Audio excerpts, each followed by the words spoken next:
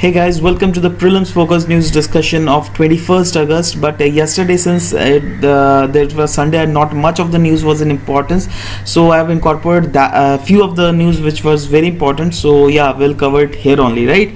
So let's start, guys. The very first news. Before that, let me give you information. If you at all want to hear this video lecture in Hindi, then that is also available in my YouTube channel. You can come and watch it there, right? So the very first news was about Border Road Organization. Let's see the context first, guys.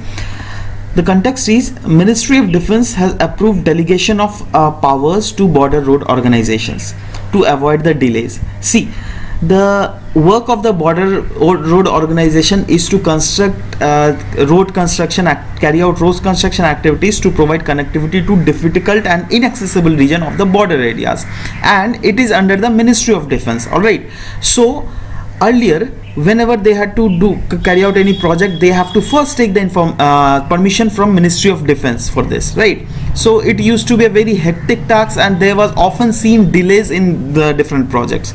But in taking the cognizance of the present occurring situations, like in which we have the host of countries like Pakistan and China, giving autonomy to these organizations have become very important, right? So that's why the Ministry of Defense has thought to give a few sort of autonomy in administrative and financial powers to border road organization, right? So that's why a few facts was given that earlier this was totally under the Ministry of Defense. Now also it is under defense, but few of the autonomy has been given to it under the administrative and financial powers, right? And the main aim of this border organization, the main aim due to which this autonomy has been given to border road organization is that the pace of road construction in border areas would improve, and the border road organization would be able to complete the ongoing and new projects in the compressed timeline. Because within the timeline they can cover the new projects what they are getting, right? So this was about the border road organization. And one more important information I want to give you guys: it carry out the construction activities within the border of Indian territory, all right, and it is also taking projects in other countries also, like Bhutan, Afghanistan, right? So they have border road organization have done remarkable feat achievement in these sector also. Means they have not only coordinated in our work, our domestic work, but other foreign countries work also, right? Next is Kochi has been chosen to implement biodiversity program. See guys, biodiversity program has been implemented by the Germany government. Means that is being carried out by the Germany government with the coordination of Indian government, right? And the place has been chosen that has been chosen for implementation of this is Kochi, right? So let's see a bit about this biodiversity implementation program by Germany. It will strengthen the integration of biodiversity management at all levels of governance and facilitate cooperation between the national and subnational authorities for ecosystem management, right? And the primary aim of this biodiversity program is to achieve the HE targets 2. And what are the HE targets 2, guys? This is the HE target 2, which I have taken it from the official website of HE targets, right? So HE targets is basically targets to achieve the biodiversity conservation goals, right? So that's why this target 2 was given, and this target 2 is by 2020 at the latest biodiversity values has been integrated into the national and local development and poverty reduction strategies and planning process, and are being incorporated into the national accounting as appropriate and a reporting system. Means this target 2 is only the target of this program, which is being coordinated by the Germany government with the help of Indian government, right? And that will be implementing in Kochi. And a few more of the information, if you at all want to read, it's about the HE targets only. So there are basically 5 goals: goal A, B, C, D, E, coming under HE targets. The first goal is to address the underlying cause of biodiversity loss by maintaining biodiversity, by mainstreaming biodiversity across the government and society. Goal number 2 is reduce the direct pressure on government and promote sustainable use And C is to improve the status of biodiversity by safeguarding ecosystem, species and genetic diversity, which are considered very important for the sustainability of this biodiversity, right? Next is to enhance the benefit to all form of biodiversity and ecosystem service, and the last goal is to enhance implementation through participation planning, knowledge management and capacity building. So these are the few of the factual information was given in that official website of this HE target, right? Next is about street lighting national program was in news, guys. This is basically a government this is basically program which is being implemented by an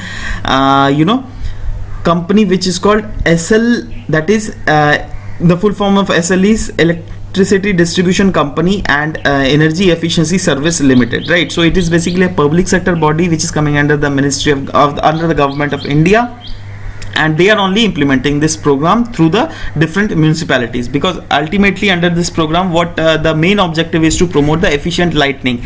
Means earlier the conventional CFLs will be replaced by LEDs under this, right? And this LEDs will be given by this SL, right, to municipalities, so that they can set up these in the in the roads of different municipalities, and under it they this SL is guaranteeing this municipalities that it will lead to energy saving for sure, right?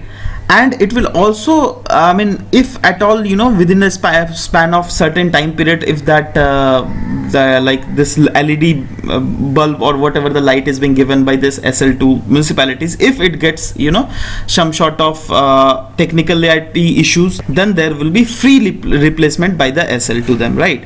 So this was about this street lighting national program. Next is India's road to be safer, greener under new NHAI plan. See, National Highway Authority of India has basically rolled out a system which is called Incident Management System. Under this Incident Management System, they have acknowledged the increasing accident rates occurring in national highways. All right, and this is the cause of concern which is raising concerns for Ministry of Highways. All right, so under this they have proposed two things. They will set up quick response ambulance, and this ambulance will be set up in every 50-kilometer range of national highways, and CNG stations will be also be proposed under this. See, for national quick response ambulance, what will happen is, if there is any accident, then what will happen is, the first hour, which is called golden hour, then at that golden hour at least an ambulance can be provided to them, so that the life of the patient or the injured person could be saved. And under the second, that is CNG proposed program. And earlier what people used to think that if I'll run in CNG gas vehicle, then I will not be CNG stations at different spots of national highways. So if in the middle my CNG goes off, then what I will do, right? So this kind of situation also they will not fall into, right? They will be quite sure that okay, since there is CNG stations implanted at different points in national highways, which is being ensured by the government, so I will not be any problem. So it will also lead to the to do away with the fossil fuel usages, right? So this was about it. And one more information was given, was that the toll plaza planes will be given with RFID technology. We have already discussed about this FASTag technology. That is what is RFID technology, right? So this was about this news. Next is National Foundation for Corporate Governance. This let's see about about it. This was in PIB, I guess. Yeah, this was in PIB. So this is an organization which has been found in 2003, and the goal of it was to promote better corporate governance practices in India, right?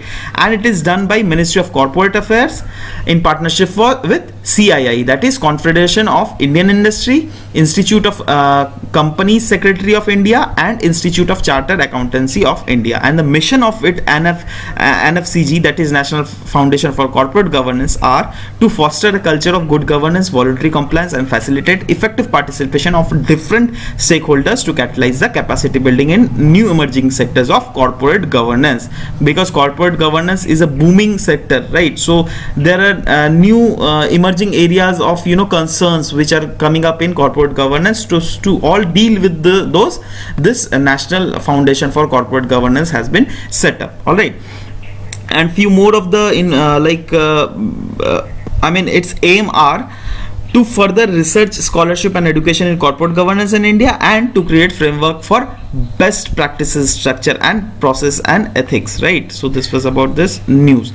Next is about sweep program, guys. This is very important because this often pops up in your newspaper, right? So let's see a bit about it. It was being launched by Election Commission of India, and remember one more fact I'm giving, that the first sweep program has been launched in which state? That is called Bihar, right? So you just have to remember it.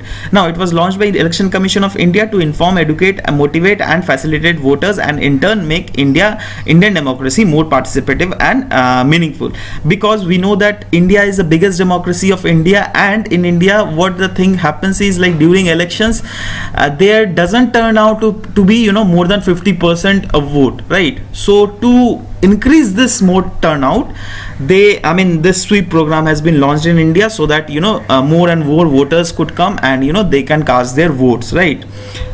So it is basically an informative program. It is an awareness campaign which is being done by the Ministry of Election Commission of India in partnership with various stakeholders. Like they have already recently, I've seen a news that they have coordinated with the Facebook to fast track this awareness program, right? So this was about it, and few of the more components of sweep you can learn if you want, that like it will judge the voter behavior survey, the National Voters Day will be celebrated, blah blah blah, many information. These are factual information which if you at all want to learn, you can learn it from yourself only. There's no need to again speak about this, right? So next is a very important news, guys. This is about the Buddha statue being this is a project basically which will be set up in Ghantasala.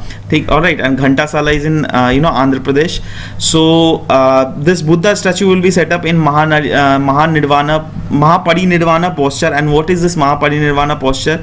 You can see it from here. It is the ultimate state of everlasting high peace and happiness for the Buddha, right? It is considered, like that, right? And this Mahaparinirvana posture, it is said that this posture has been taken from a Gandhara school of art form, right?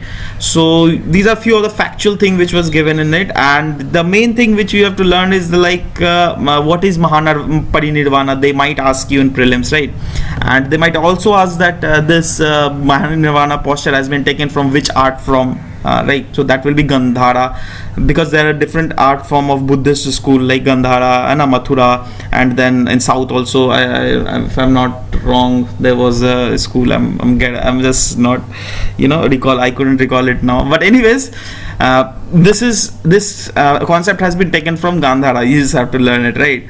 So anyways, yeah. Next is okay. So guys, this was all about the news of today. We'll meet in next class. Till then, thank you very much for listening to me, guys. Thank you very much.